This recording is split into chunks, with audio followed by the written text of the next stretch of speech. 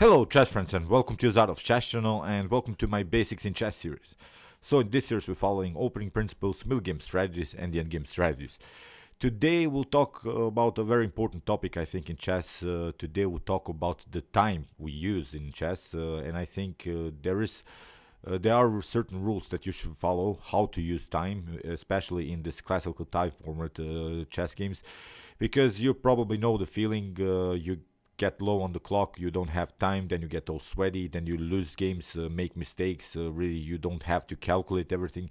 In order to prevent this, I think you should follow this time usage that I've here created. I use it myself.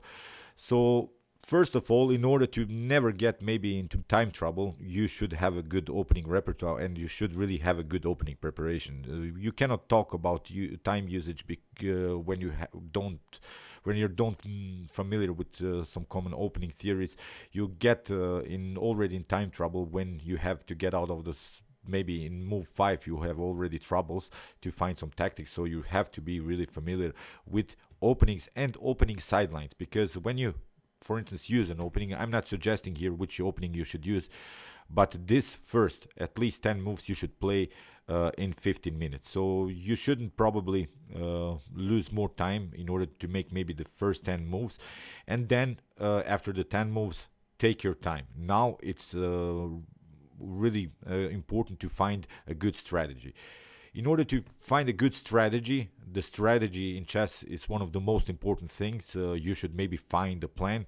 You can really take your time. Take even half an hour if you need.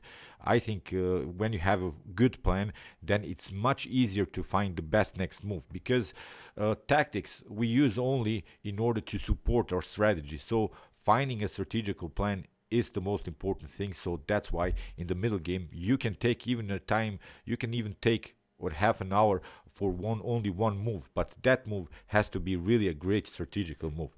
So when we maybe play this middle game, then we will probably get into tactical problems. We play maybe on our good plan, but maybe we have to calculate tactics. I guarantee you that most of the times you have to calculate tactics at least 2 times. So take at least maybe 15 minutes to calculate this tactics, because probably these 2 moves, these 2 extra great moves, you need really to calculate them very, very well, and you take again your time. Again, you should maybe use 15 minutes for one move, and then maybe you play 3, 4, 5 moves, then you get into another tactical problem. Then you should again maybe use 15 minutes, calculate everything very fine, see all of the possible sidelines in the tactics, and then strike back with a great tactic and maybe go into a favorable endgame. When we come to an endgame, you should have probably that's my suggestion, that you should in an endgame have at least 15 minutes on the clock, because you have maybe a favorable endgame, but it's still hard to make this endgame through. It's really hard to get our plan through. So maybe in the endgame we'll face again sort of a tactical problem. Again, you should maybe take 10 minutes in order to solve this maybe endgame puzzle in order to win the game, and then you still have 5 minutes on the clock, because maybe you have an endgame in which you're pawn up, and then you can really finish the game in 5 minutes. So this is my suggestion. As I said, opening has to be finished in 15 minutes. Use only 15 minutes. Try to be prepared in openings, and then really take your time, half an hour strategy. We want to see where can we target weaknesses, when we can create weaknesses, what should be our strategical plan. Should I play on outposts? Should I play on flank attacks? On similar ideas. So when you have a good plan, it's perfectly fine. Then in the middle game, we can, as I mentioned here again, face some tactical problems. Then you should at least have half an hour for 2 sort of tactical puzzles, and then you should go into an endgame with 15 minutes. In order to show you how my games basically work, I wanted to show you how I spend time in one particular game of mine. Here my opponent played e4, c5, here knight to f3, g6, d4. Still my common theory that I play the hyper accelerated rank Sicilian most of the times. After knight to d4, bishop to g7, c4, knight to c6, knight to c3, knight to f6. Here bishop to e2, after castling, and d6, bishop to e3. We are already now in move 10. After I take knight takes d4, we have bishop takes d4. And believe me or not, for this 10 moves, with, for instance, this classical games are played with increment, I still have 1/2 hour on the clock. I still have the time to write my notes down, and believe me or not, I still have 1.5 hour. I didn't even lose time in order to get the game to this position. So now in one of my games I played this move a5, which is still my opening preparation to my idea in the hyper accelerated against this Moroxi bind is to place the knight on c5. So that's why this a5 is very important to support the knight.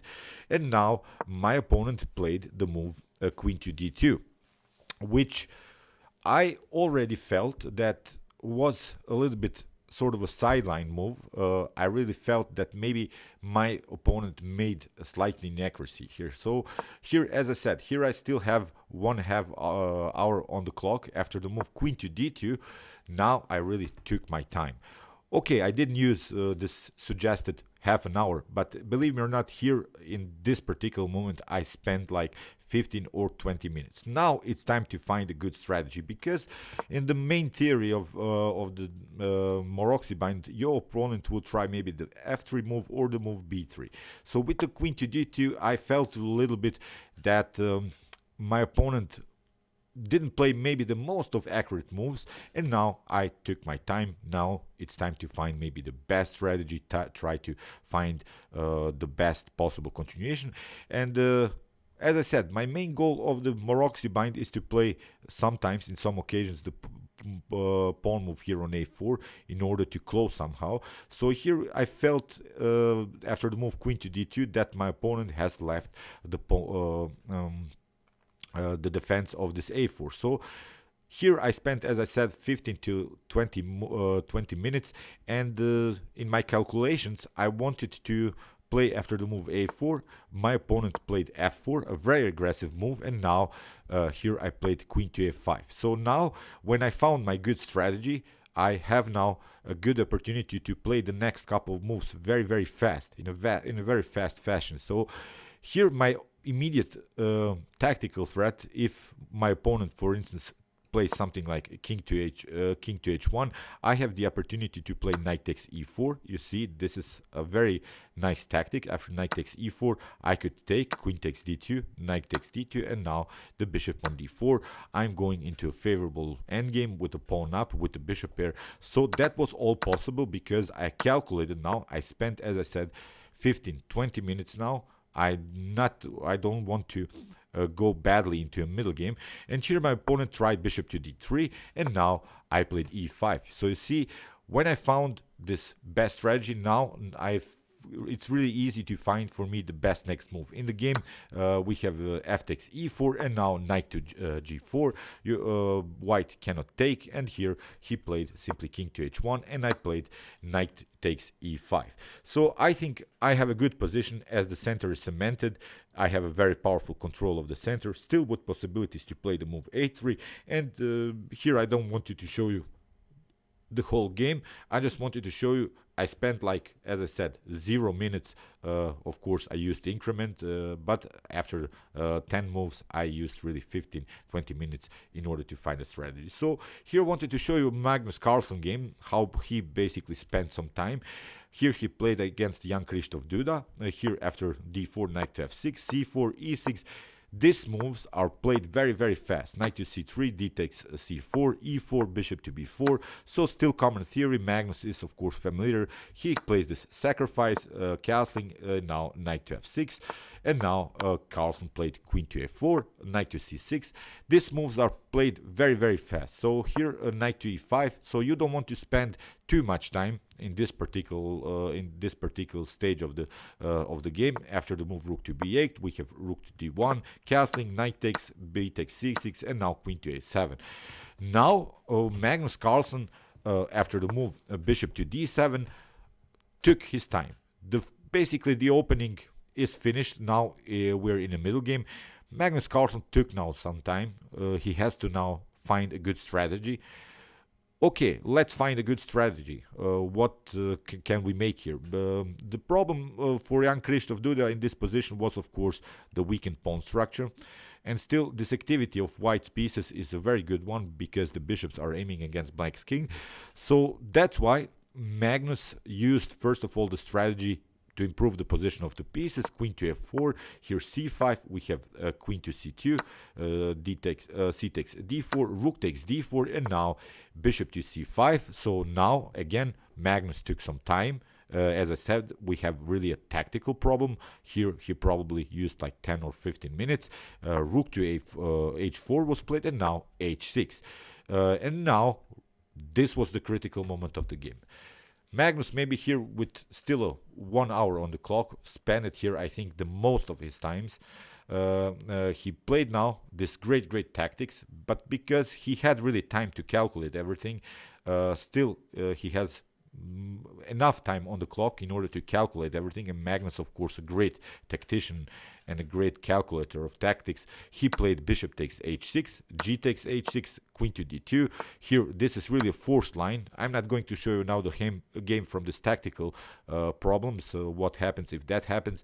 Here, I wanted to show you now, after Magnus played the move bishop to h6, the next couple of moves he played very fast. So here bishop takes f2, also forced line, king takes, queen to f6. After trades of pieces, we have a new position in which Magnus goes into an endgame after rook to g8. Still, these moves are played very fast because Magnus calculated everything. And now after rook to f4, bishop to c6. Now rook takes, bishop takes f3, rook takes f3, and now after rook to d8, again Magnus Carlsen took some time because now it's time to find really an endgame strategy. And again, you should take your time because this is not an endgame that you will easily win. So that's why Magnus sensed here that he has this two outside passed pawns. That's our main strategy.